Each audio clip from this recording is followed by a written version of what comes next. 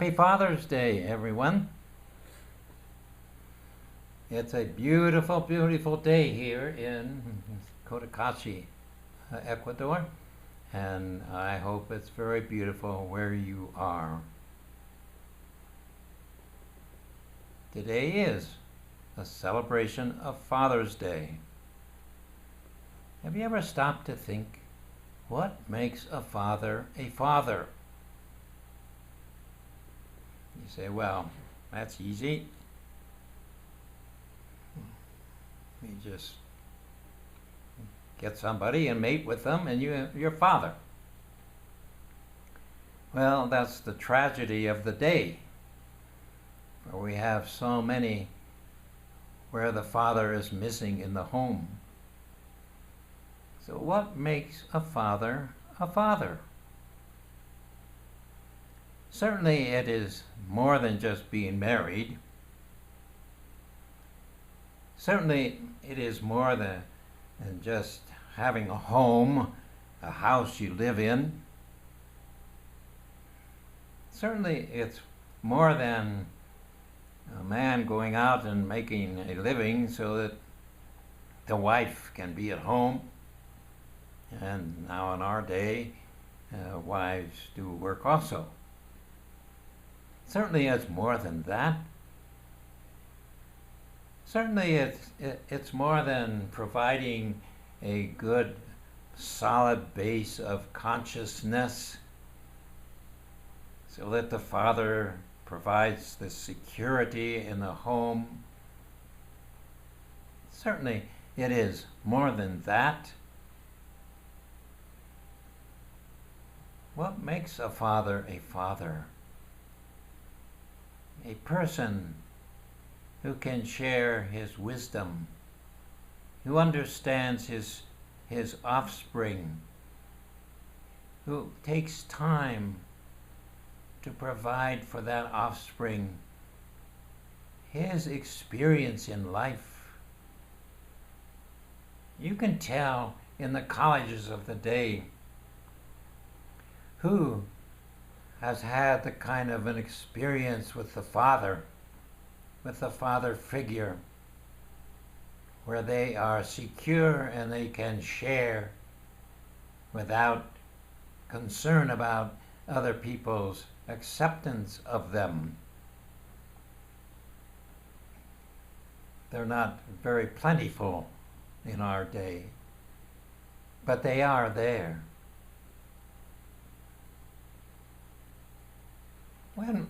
When we suggest that we go out and share with people, what do you share? If I ask you, would you come to our school and give a lecture to our students about life,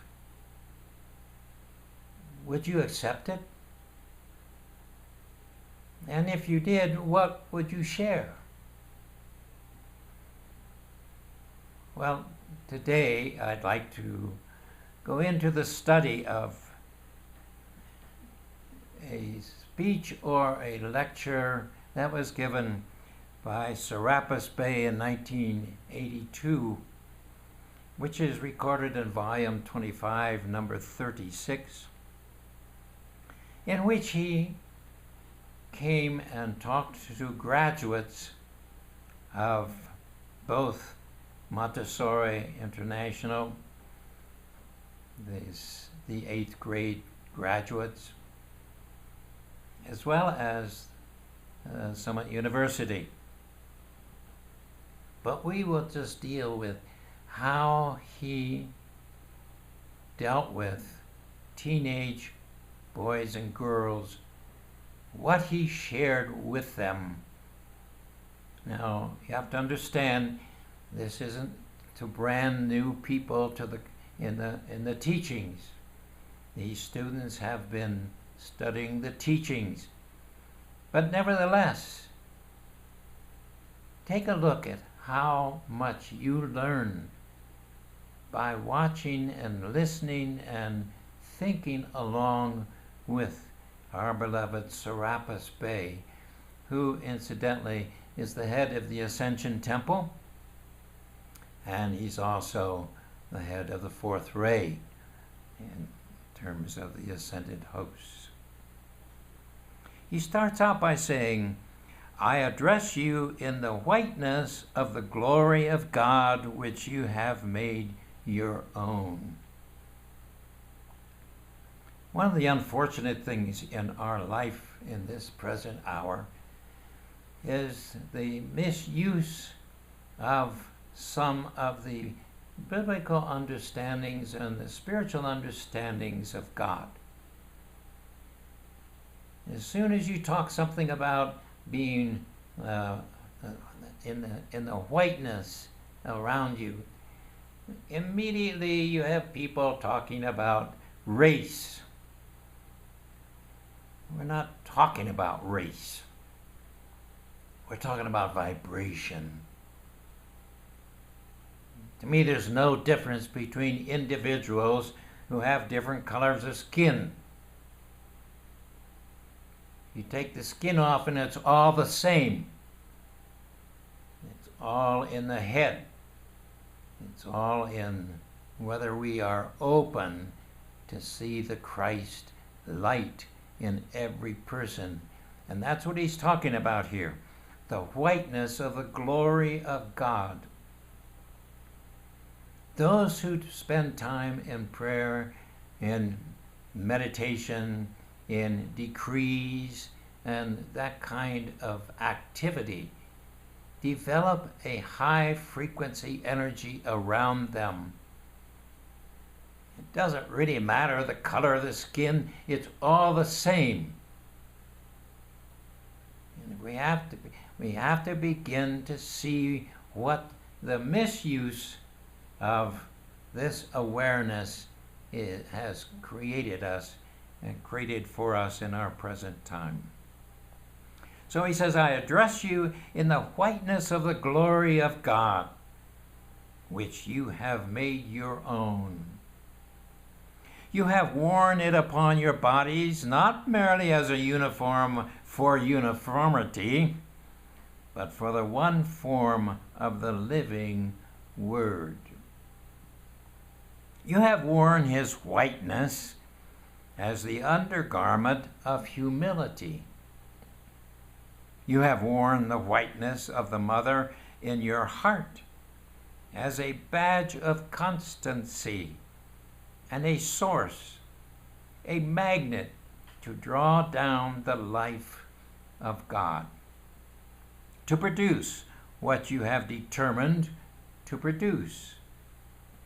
Therefore, in the name of the world teachers, I, Serapis Bey, may once again represent the Great White Brotherhood and address the student body.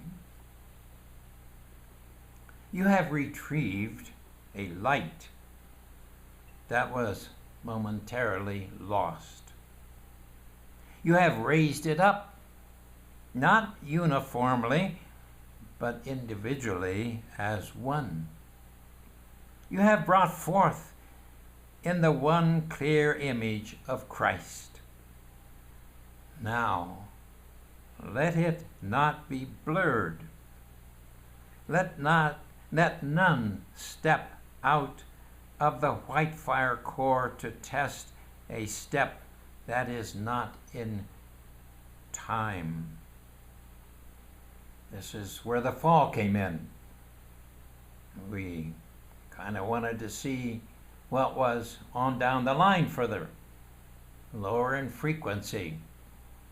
And what we didn't figure on was how you just sort of, when you start to step out of that alignment, you go down very fast.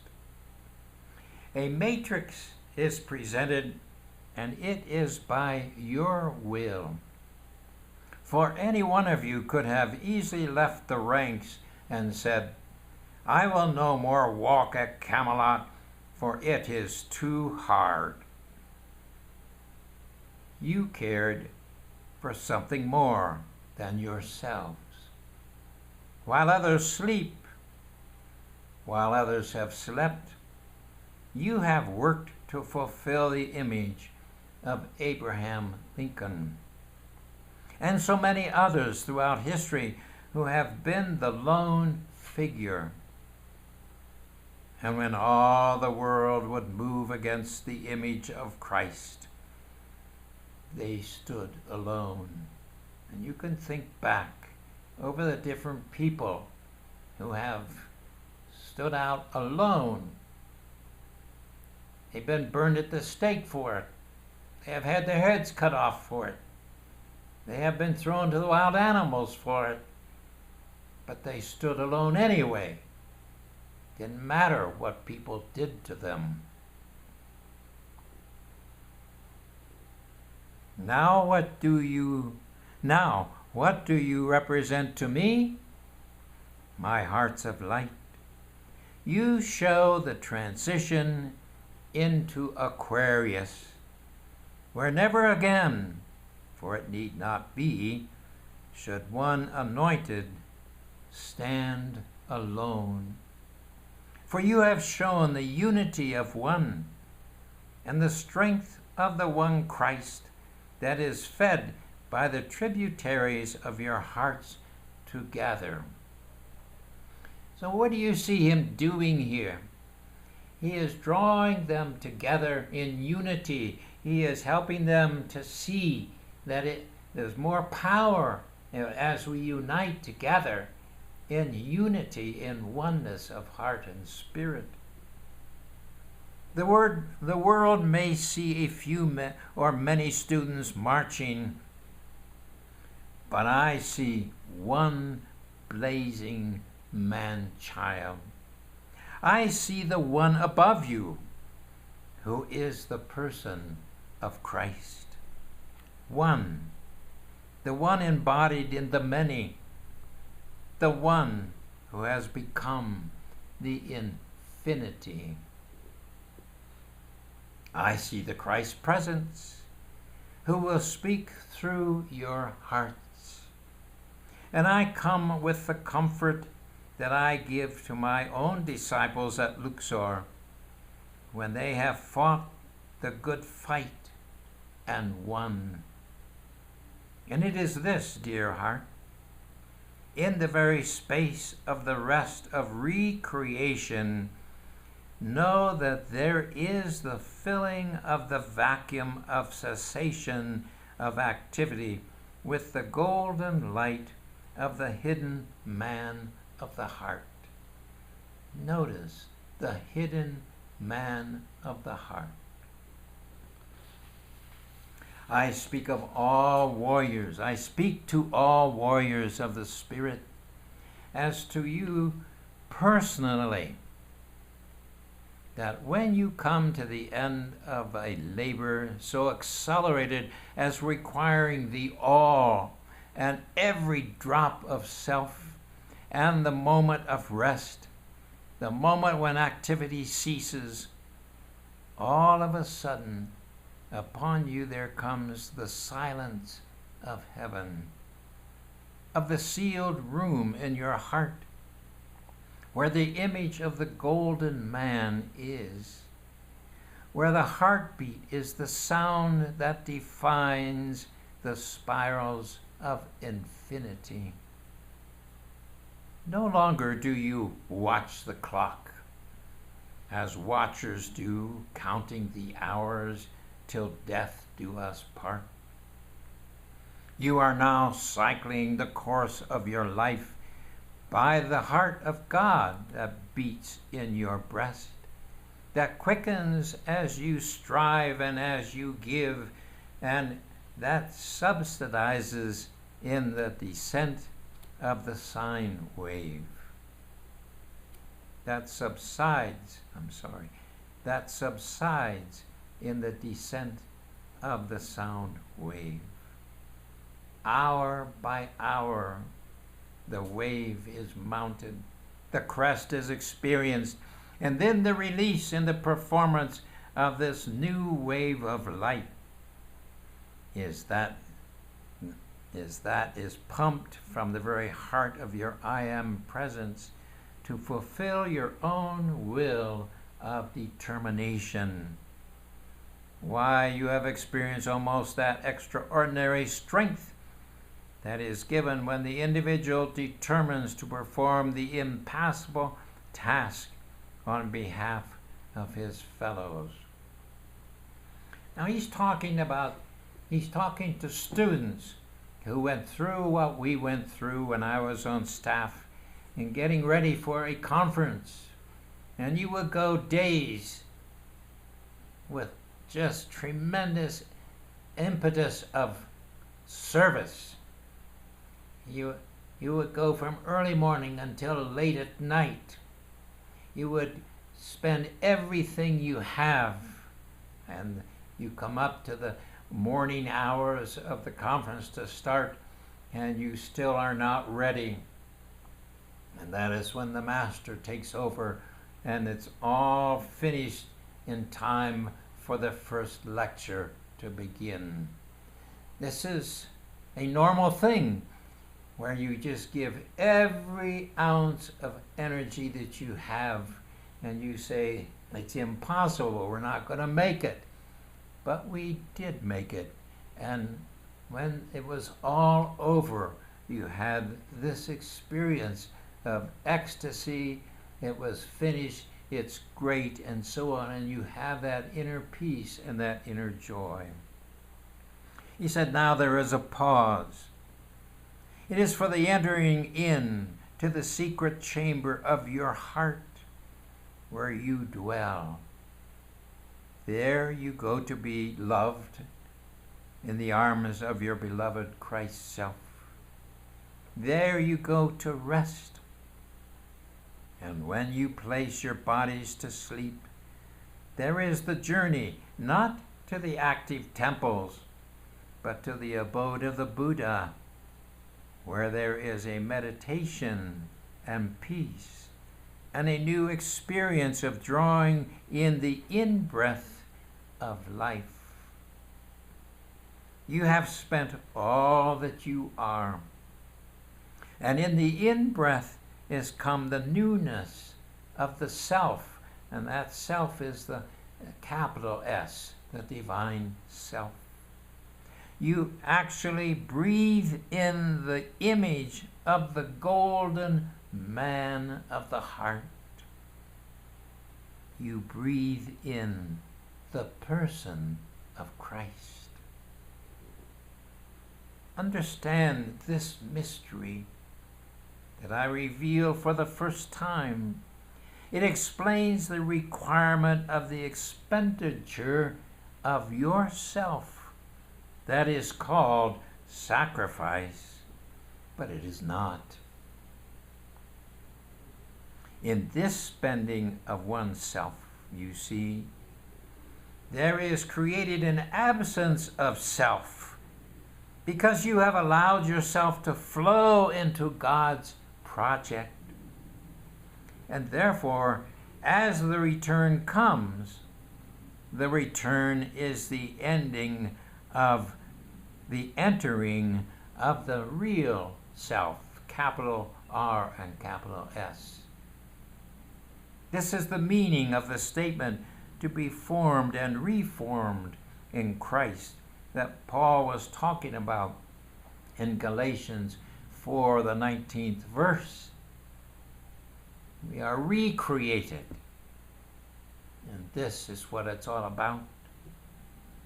The fiery electronic presence of your Christ self occupies because by law you have given all the Christ that you are. You just gave every inch of life in the service of the Almighty God. All that you know how to do and be and love and deliver in the will of God, you have given. Therefore, you have earned the right to be present in the perfect self, to be drawn up into it, to mesh with it, to find yourself when you awaken in the morning after a long night's rest that truly you are something more than you were the day before the victory. You are something more, and I am here to tell you what more is. More is the Christ in your temple, and your recognition of yourself with that Christ, as that Christ. For in giving the self, the soul has become transparent. Is it not true? When we give all that we have, the very fact of being spent makes us lose the sense of self with a small s. When we give everything we have, we lose the sense of our little self. And therefore, when we see that self anew, and we look and see the glimmer of the shining ones, we can say, because I have triumphed to the glory of God, the glory of the Lord is upon me. The glory of the Lord is upon me, and I will live to serve him all of my life. And because I have overcome this day, I will overcome tomorrow, and tomorrow, and tomorrow. When I take on the next challenge of life, I will take it on with confidence, for I know he lives in me, because I am worthy. He made me worthy. I accepted my worthiness. I made myself worthy by fighting to the finish in his name. I have endured, and he has promised the crown of life to those who endure to the end of each cycle of each day. Each day, there is a crowning moment. It comes at inner levels at the midnight hour, when you have placed your bodies to rest before that hour. The crown of enduring to the end in God harmony. And that's important. Enduring to the end. You give everything you have. And sometimes we get grouchy at that point. No, we hold the line. We are still in this high God harmony. Like a child receives a gold star or a silver star or a green or blue or a red, signifying each separate quality of accomplishment, each grade of excellence, so the angels come. Today, you need not conquer all of your life. Only this one day. And when the 12th point of the hour strikes again, hour by hour, you must remember that the hour is infinity. You need not conquer except that hour. Be victors of the hours and of the day, and see how one good day begets another. One victory, and the taste of its joy incites the desire for another joyous victory, like the one in-breath of the runner taking in with all his lungs the prana of life, begets the desire for another breath and another breath. And so, my beloved, you expand your capacity for life, for experiencing love and victory each time you triumph. I remember when my daughter was in college. She called me one day and she said, "Dad, I'm desperate." And I said, "What's up?"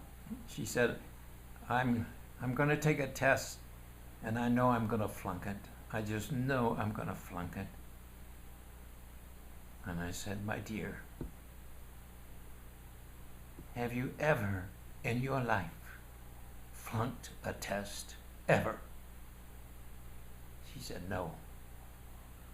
I said, "Then you will not flunk this one." I said, "When you go in to take that test, what time?" She gave me the time. I said, "I will be in prayer for you.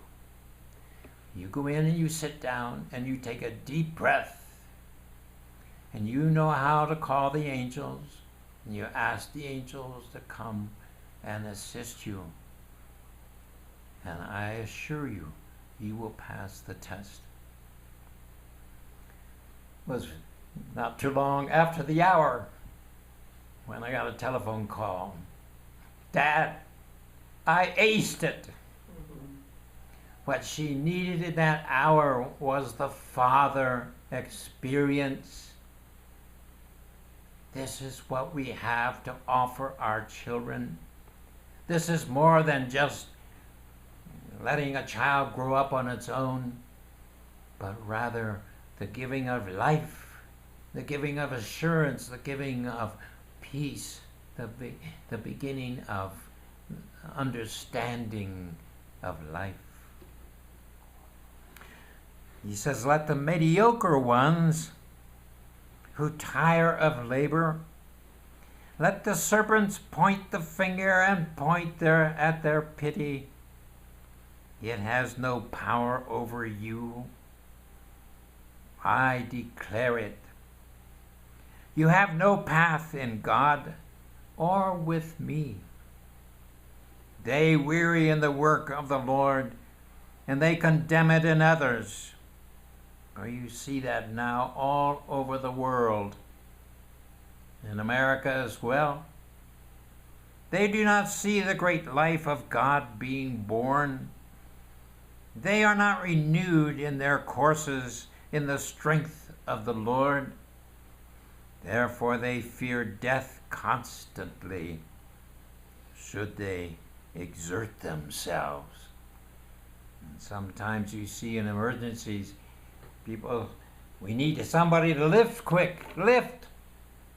And you see people saying, "Oh, I can't lift. My back is out. There's no way. I'm not that strong." But then you see other situations. I read about a semi-truck that was in a terrible accident and the top of the cab was pushed down and trapped the driver. And everyone was wondering, what can we do to get the driver out? Because it was struck down there, and suddenly a small man came from nowhere, crawled into the cab, just barely able to get in there, and he, with all of his strength, he pulled up his back and made enough room for the driver to be able to get out. And everybody was so excited, and the man came out and disappeared. And they never could find him to thank him. You ask a person like this, "Why did you do that? What made you take that step?"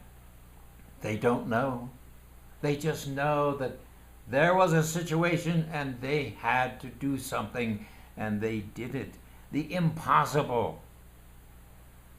And the only fear of the Son of God, he says, is the fear that perhaps he should be tempted not to exert himself to the fullest.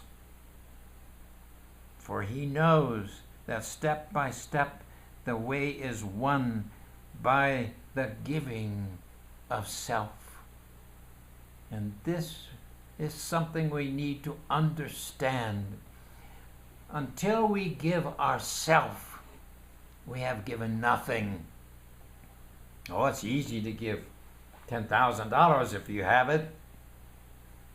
That doesn't necessarily mean you're giving yourself. It's when you expand your own being in the world of another that you start expanding the soul. O troubled one, let not your heart be troubled, for trouble and the grumbling over troubles must surely be because you think that all of the world's problems must be solved this very day.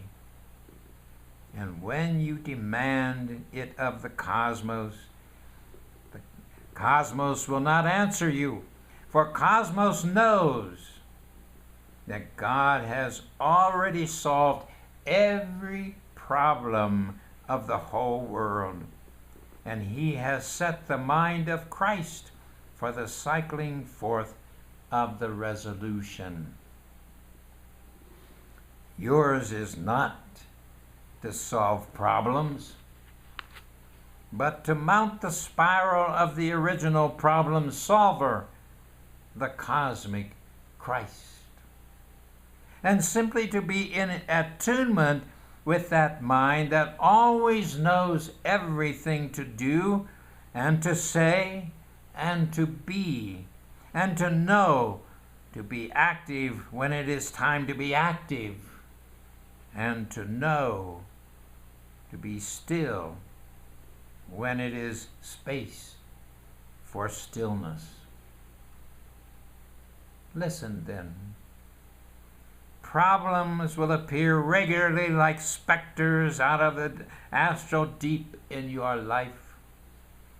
They will parade across the screen of your mind, tempting you to become anxious and worrisome and burdened.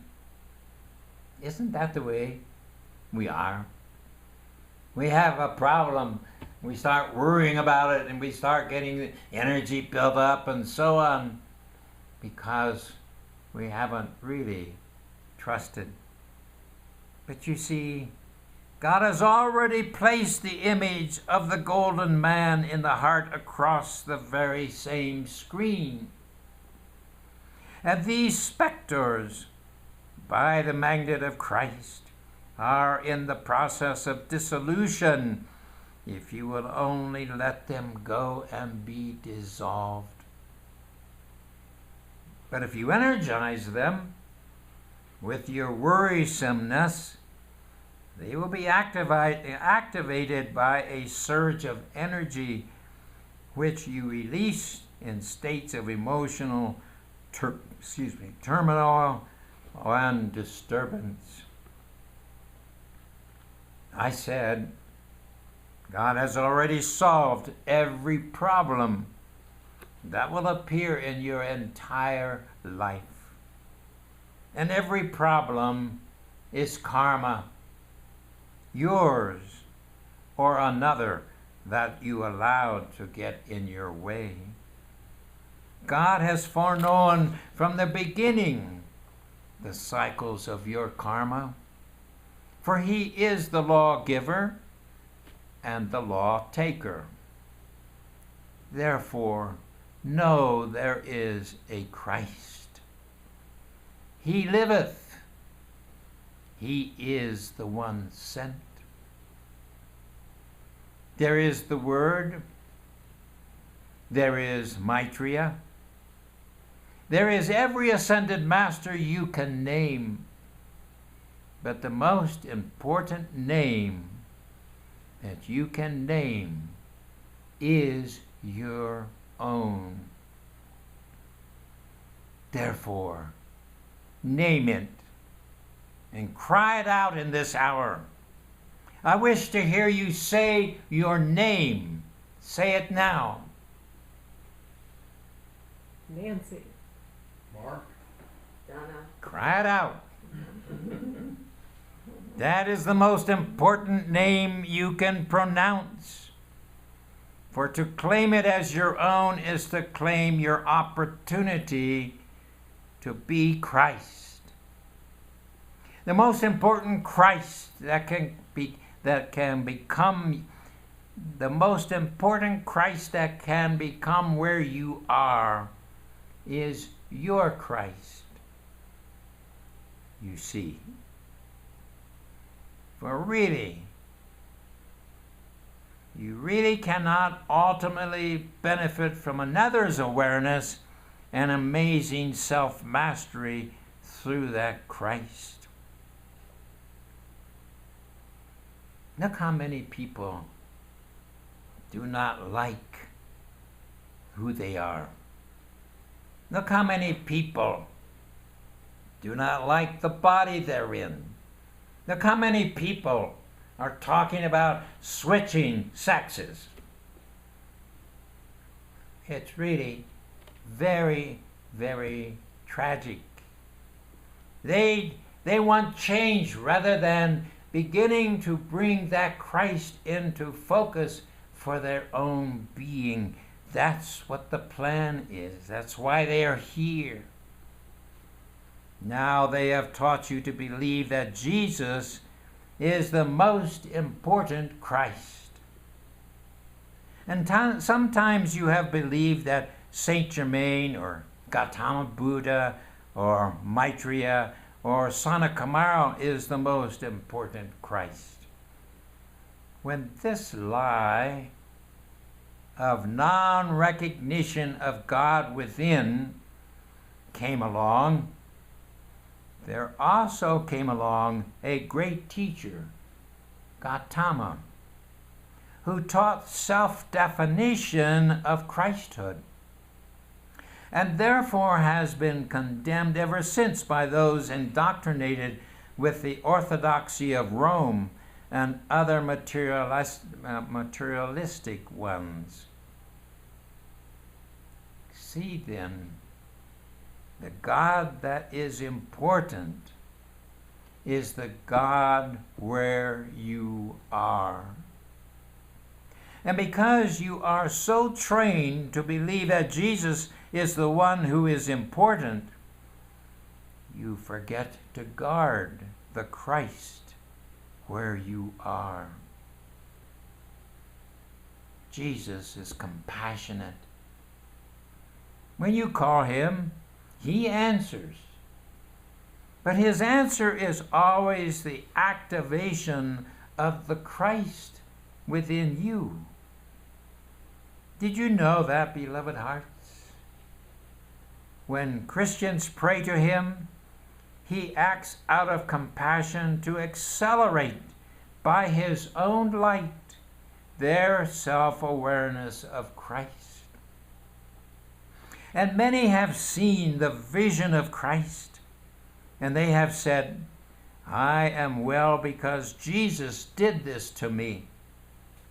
When in reality, they are well because Jesus connected the soul to their being, to that their own Christ self. And in the moment of their receipt of the light, everyone has known and understood in the heart the relationship of the Christ self. But the moment that the soul is once again impounded or imprisoned by the mental body, and the mental body has the regimentation of the doctrine of Jesus Christ, the only Son of God, instantly the outer mind makes the transfer and gives credit to him, and therefore loses the awareness, Christ in me, the same yesterday and today and forever. It is because he taught me that God lives in me as his Son, that I can do and be and move and think and breathe and leap and run and jump to the stars and love as I have never loved before. Do you see how the programming of the outer mind so easily cancels out what is taught to the soul in the retreats of the Brotherhood at night, or what is in the very subconscious itself? You must realize that the programmed mental body is a tyrant. It is a hard taskmaster, holding down the soul that would breathe the air of freedom.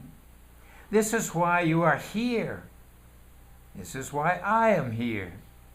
This is why the avatars have come, to break that hold of the mental body reinforced by the computers of the fallen angels who have determined to make the soul the prisoner of the mind of the person. As soon as you were taught by your mother, by your father, by the messenger, the true teachings of the path, you were liberated from this programmed entity, this mental body. The fallen ones no longer had any hold over you, and therefore they had to resort to chicanery, trickery. They would come to fool you with their entities and demons, and they would fool you through your own desire body, your own desire body. For when you desire that which ought not to be desired, then you see you fall into the mud hole, and it is difficult to get out. Have you ever seen a hippopotamus waddle out of a mud hole? Well, that is how some of you look coming out of your own mud holes.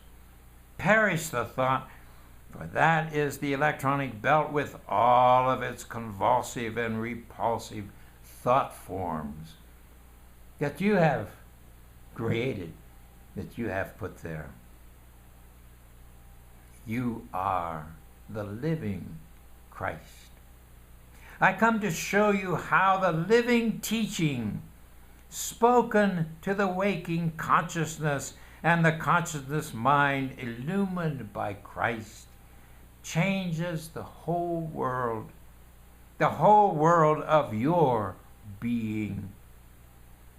Therefore, without the teacher, without the teaching, there cannot be healing. There cannot be the return to one's true self. Without the teaching being spoken as the word going forth 24 hours a day somewhere on this planetary body, there is not a confirmation of the word. And unless the word be confirmed and spoken, there will not be the drowning out of the many words of the serpents who love to talk and talk and talk. And they never stop talking. And they never stop burdening you with their endless stories until you wonder, where is that endless source of energy coming from? Until you look at their tails and realize that their energy is in their long, long, long tails. Dear hearts, they have become all tail and nothing else. Why? A serpent is a tail with a head on it, and in it is a tall tail at that.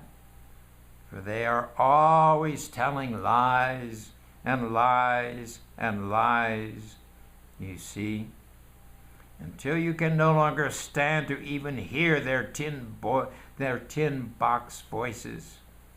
Why, they sound like computers that learned to talk some time ago, and no one ever decided to simply turn off the switch and put them away. The sacred fire will consume, and their tail and their shiny heads and their beady eyes. But remember, blessed ones, that when they appear to you, they are always disguised. They do not come in reptilian form, although they are sinuous and sensuous, whatever form they wear. The lie itself is an abuse of the sine wave of alpha and omega. But then you have gotten the victory over the beast. How can you fail? There is only one way, and so I tell you my tale. You can fail if you let go of the hand of the golden man of the heart. If you let go of love and forget your reason for winning and your reason for winning again. If you forget to look up to heaven before you bless and serve and heal all life, you may fail. When I read that, immediately I thought of the story of the great adept Rai Ernan. I think it was in the 12th planet this story was told. He was the head of this country. It was because of his adeptship that he was able, all of his people did not have to work for food. All they had to do was proclaim it, and it came on because they were using his mastery. He had no army because he didn't need one. But this one day, this neighboring king decided to take over his kingdom. And so he came with all of his thousands of soldiers, you remember. And the king said, he met Rai Ernan on the road. He said, "Take me to your king. I've come to take over your country." And the thing that stands out to me above all else is Rai Ernan looked up to heaven and he thanked God for the ability to do what he was about to do. And then he put his hand out and all the soldiers dropped dead. When you see this, you say, wow, that is amazing. It's amazing mainly because he understood this. Before you do anything, before you bless, before you heal, before you do anything, you stop and you look up. And if you don't, you may fail because you haven't tuned in. You haven't become one again. And if you do not watch the earth, every footstep, where you carefully place it, you may fall into the trap. You may not notice the subtle plots along the way. There is only one person in the universe who can fail. It is you. There is only one person in the universe who can become the Christ. It is you. Gautama Buddha taught, there is no one else but you in your universe. It's all up to you. No one can make you fail. No one can make you become the Christ. Remember that I, Serapis, have come from Luxor to speak individually and personally to each one of you. May you rise to the level of the ordained attainment of this, your hour of victory. This is Father's Day. I hope, as a father, you might have caught the awareness that as you share, as Serapis has shared, this is what gives life. This is what gives freedom. This is what makes a father a true father. A person who, after their children grow up and become adults, they still come to check with Dad about certain things that might happen, wanting his advice, because he has given them life and light and understanding and peace and security within themselves. This is fatherhood. This is where we need to be in this hour, in this country, and in the world. May God help us in this moment to share and to become true fathers of those who claim us as their children. For we do ask it in the name of Jesus Christ, our Lord and our Master. Amen and amen.